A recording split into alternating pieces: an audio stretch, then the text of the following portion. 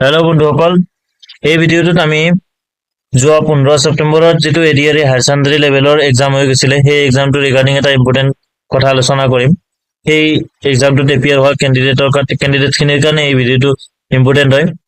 আমি সকলোৱে গম পাওঁ যে যোৱা কিছুদিন আগতে অসমৰ মাননীয় মুখ্যমন্ত্ৰী মহোদয়ে কৈছিলে যে এইবাৰ এডিআৰই এক্সামৰ যিখিনি OMR চিট আছে সেইটো ছফ্ট কপি কেণ্ডিডেটবোৰে কালেক্ট কৰিব পাৰিব যদিহে বিচাৰে।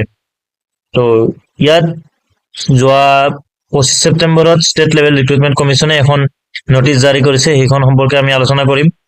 তো ইয়াত ৰিক্ৰুটমেণ্ট চেলৰ পৰা কোৱা গৈছে যে যিসকল কেণ্ডিডেটে 15 ছেপ্টেম্বৰত এক্সাম দিছিলে তেখেতসকলৰ কাৰণে অনলাইন পৰ্টেলত লাইভ হ'ব, মানে যিটো সেৱাৰ অফিচিয়েল ৱেবছাইট তাত আপোনালোকে কৰিব পাৰিব।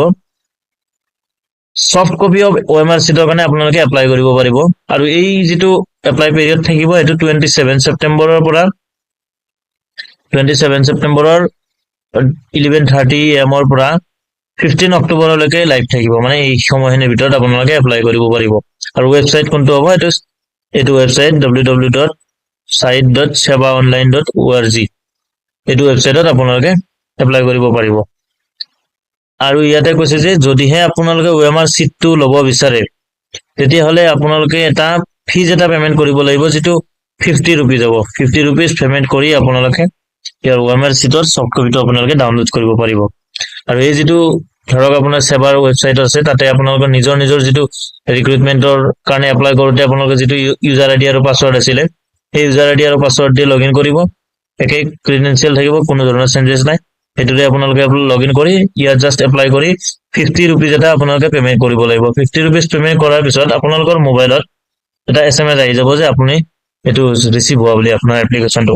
আৰু সেই যিটো এপ্লিকেশ্যন আপুনি কৰিলে মানে আপোনাৰ পেমেণ্ট ছাকচেছফুলি ডিডাক্ট হোৱাৰ পিছত মেছেজ আহি যাব। তাৰপিছত আপুনি উইদিন 7 days, এসপ্তাহৰ ভিতৰত আপোনালোকে নিজৰ OMR চিটৰ ছফ্ট কপিটো তাৰ পৰা ডাউনলোড কৰিব পাৰিব।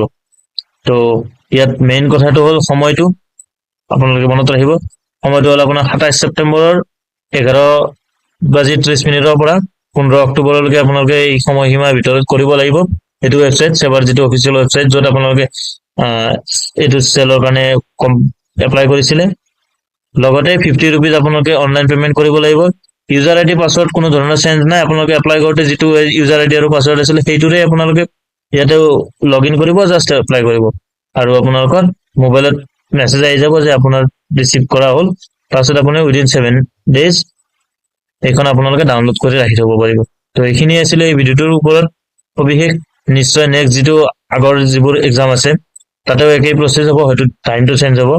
এক্সামৰ পিছত নিশ্চয় এইটো খুলি দিয়া হ'ব কিছুদিনৰ কাৰণে। তো ভিডিঅ'টো শেষলৈকে চোৱাৰ কাৰণে ধন্যবাদ।